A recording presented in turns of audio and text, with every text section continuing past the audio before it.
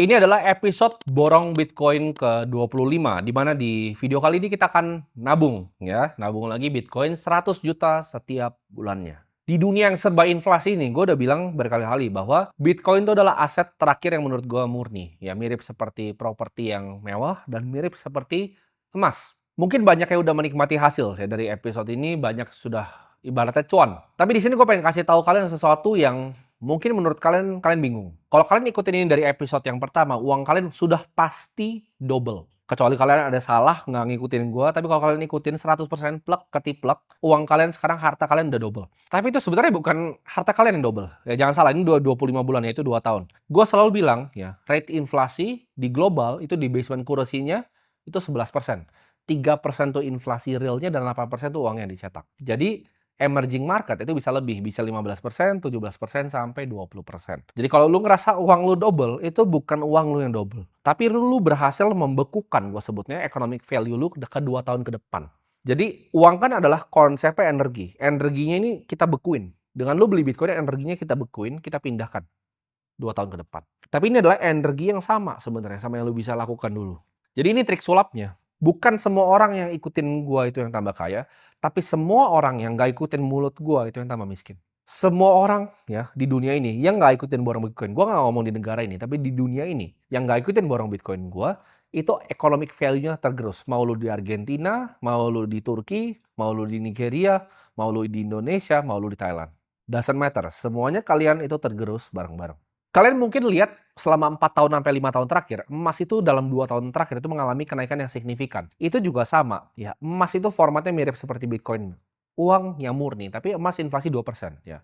Kalau fiat itu bisa 11 sampai 17%, tergantung lu di negara apa. Emas itu inflasi 2%, karena emas itu bisa ditambang lagi. Kalau kita lihat ya, gue baru kemarin ketemu teman gue, salah satu direksi di bank besar di Brazil, New Bank. Dia cerita, Brazil itu risk free rate-nya itu 14%, teman-teman. Jadi risk free rate itu apa? Itu adalah rate di mana kira-kira itu uang yang tidak bisa beresiko, maksudnya return obligasi biasanya. Indonesia itu ada di angka 6 sampai 7%. Sedangkan Brazil itu 14%. Makanya banyak sekali orang Jepang itu melakukan yang namanya carry trade di sana. Dan 10% dari transaksi remittance di Brazil itu sudah menggunakan USDT, teman-teman.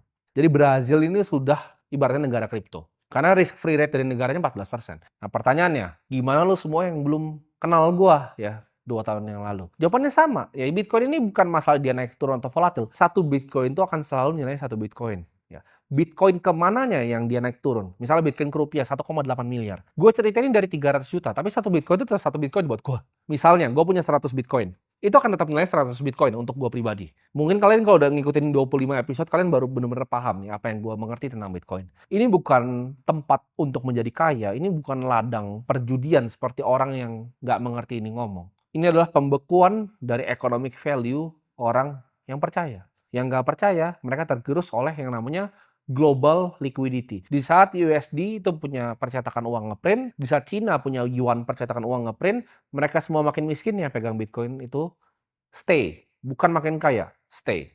Nah, selama 25 episode terakhir, gue itu pakai exchange yang dekat di hati gue, ya, yang karena itu pertama kali gue dapat akses untuk membeli Bitcoin dan teman baik gue sekali, Pak Oscar, itu kita pakai Indodax. Tapi sekarang, ya, di episode ke-25 ini, gue akan pakai exchange gue pribadi.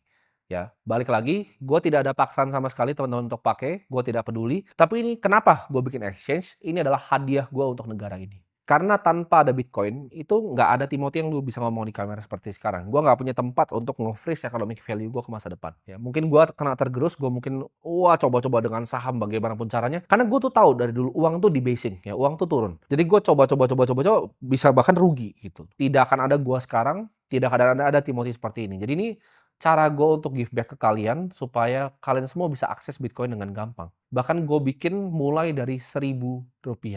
Lu bisa beli Bitcoin itu fractionalize sampai Rp1.000 lu bisa beli. Dan per hari ini ya, walaupun harusnya hari ini udah official launch, tapi belum official launch, itu masih whitelist. Jadi whitelist tuh kalian mesti daftarin email, dan email tuh baru di approval sama tim internal kita. Per hari ini ya, aplikasi kita udah jadi aplikasi nomor 1 di Indonesia, ngelewatin ChatGPT dan juga Google ya. Jadi itu sesuatu yang gue bangga, karena itu gue bisa kasih balik ya ke masyarakat akses yang dulu dikasih sama Pak Oscar ke gue.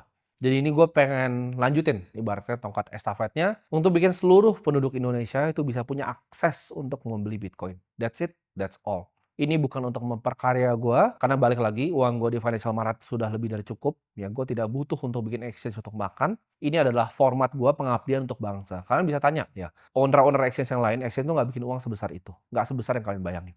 Gue bukan datang dari keluarga konglomerat, gue bukan sekolah di Harvard, gue adalah orang yang sama seperti kalian. Orang yang sama yang pernah dicurangi sama sistemnya. Jadi, gue nggak pengen lagi ada orang yang punya persepsi bahwa Bitcoin adalah cara untuk jadi kaya. Bukan. Bitcoin itu hanya cara untuk tidak miskin. Gue pernah ngerasain kerja keras tapi nggak bisa beli properti. Gue pernah ngerasain kerja keras gue kerja, makin turun uang gue, makin dirampok gue sama sistemnya. Bitcoin itu bikin gue sadar bahwa makin kerja lu keras ya, bukan masalah lu kerjanya keras, tapi sistemnya curang. Dan di situ gue berjanji ke diri gue sendiri, ketika gue berhasil keluar dari sistem ini, gue akan bantu kalian semua keluar. Ya, mungkin waktu itu bantuan gue dari segi media, gue coba sosialisasi dari sekitar 25 bulan yang lalu. Ya, jadi ini bukan episode yang baru. Buat teman-teman yang baru kenal gue, ini udah 25 bulan yang lalu gue bikin. Waktu itu Bitcoin masih 300-an juta. Masyarakat Indonesia masih banyak yang teriak ini judi, ini scam. Sekarang ini aset kelima di dunia yang ngelewatin Amazon. Jadi tanpa lama-lama, kita langsung aja mulai borong Bitcoinnya. Oke, ini udah nyampe di aplikasi gua ya, di vlog namanya. Jadi di sini ada 5,6 miliar 47 juta, ya Bitcoin sekarang harganya 1,7 miliar 75 juta. Di sini tadi barusan sudah gua beli 100 juta lagi. Jadi udah masuk ya mungkin sekitar 3,2-an Bitcoin ya di sini totalnya, dan kita akan terusin sampai beberapa bulan ke depan. Cara beli simpel banget, kalian tinggal klik Bitcoin di sini, tinggal buy ya, masukin mau berapa IDR-nya, dan kalian tinggal klik continue. Tapi tadi udah gue beli ya buat kebutuhan syuting ini, dan sekarang sudah di 5,6 miliar 47 juta. Dan di sini ya ada banyak ke token-token yang lain, tapi kan kali ini kita coba bikin episode di mana kita akan fokus untuk borong Bitcoin. Di sini ada walletnya juga, jadi bisa lihat di sini, dan ada jumlah IDR-nya di sini. Jadi gue akan lanjutin terus sampai mungkin ya nggak tahu 5 tahun sampai 10 tahun ke depan. Karena gue percaya 1,7 miliar 75 juta ini harga sekarang ya. Bitcoin ke depannya gue percaya ini global currency akan semua di basing Bitcoin akan reach 20 miliar kurang dari 10 tahun dari sekarang. Ya, time horizon gue 10 tahun dan panjang. Gue nggak peduli tahun depan Bitcoin kemana, 2 tahun lagi kemana. Gue punya time horizon 10, 20, sampai 30 tahun ke depan.